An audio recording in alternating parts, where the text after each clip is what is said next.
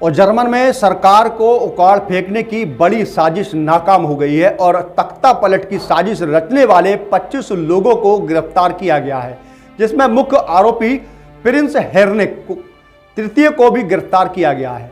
और रिपोर्ट के मुताबिक सरकार को बंधक बनाकर खुद प्रिंस हेनरिक देश के राजा बनना चाह रहे थे, लेकिन उनकी साजिश पर अब पूरी तरह से पानी फिर गया है। जर्मन मीडिया रिपोर्ट्स के मुताबिक जर्मनी की संसद पर धावा बोलने वालों और सांसदों को गिरफ्तार कर चांसलर को मारने और सरकार पर कब्जा करने की योजना बनाई गई थी। रिपोर्ट के मुताबिक सरकार को पलटने की साजिश में दक्षिणपंथी विचारधारा के प्रमुख राजकुमार हेनरिक तृतीय शामिल थे, जिसमें देश का नया राजा बनने की कोशिश की थी।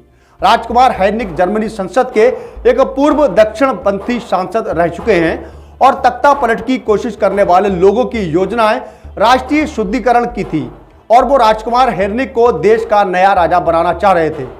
रिपोर्ट्स के मुताबिक सरकार को उखाड़ फेंकने की कोशिश बहुत बड़े स्तर पर रची गई थी और उसके लिए देश के बिजली नेटवर्क को तोड़ दिया गया था और कम्युनिस्ट नेशन स्थापित करने के लिए सैटेलाइट फूद खरीदे गए थे।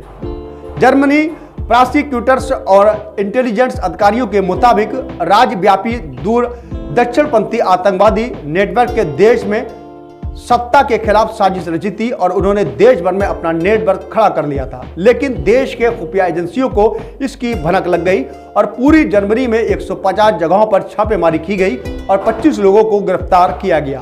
गिरफ्तार किए गए लोगों में पूर्व सैन्य अधिकारी, पुलिस अधिकारी और कम से कम सेना में रिजर्व फोर्स के 2 अधिकारी शामिल हैं। वही रिपोर्ट्स के मुताबिक जांच करने पर पता चला कि तख्ता पलट को कामयाब बनाने के लिए कम से कम जर्मनी के 18 राजनेताओं को रास्ते से हटाना था, जिसमें जर्मनी के चांसलर ओलाफ स्कोल भी शामिल थे। न्यूयॉर्क टाइम्स की रिपोर्ट के मुताबिक आरोपियों ने इन सभी नेताओं को रास्ते से हटाकर पूरे जर्मनी के प्रशासन को अपने हाथों में लेने की साजिश रची थी। वहीं जर्मनी के कानून मंत्री इस घटना की आतंकी घटना करार देते हैं। उन्होंने सरकार के ऑपरेशन और उन्होंने आतंकवाद के खिलाफ एक बड़ा अभियान बताया है।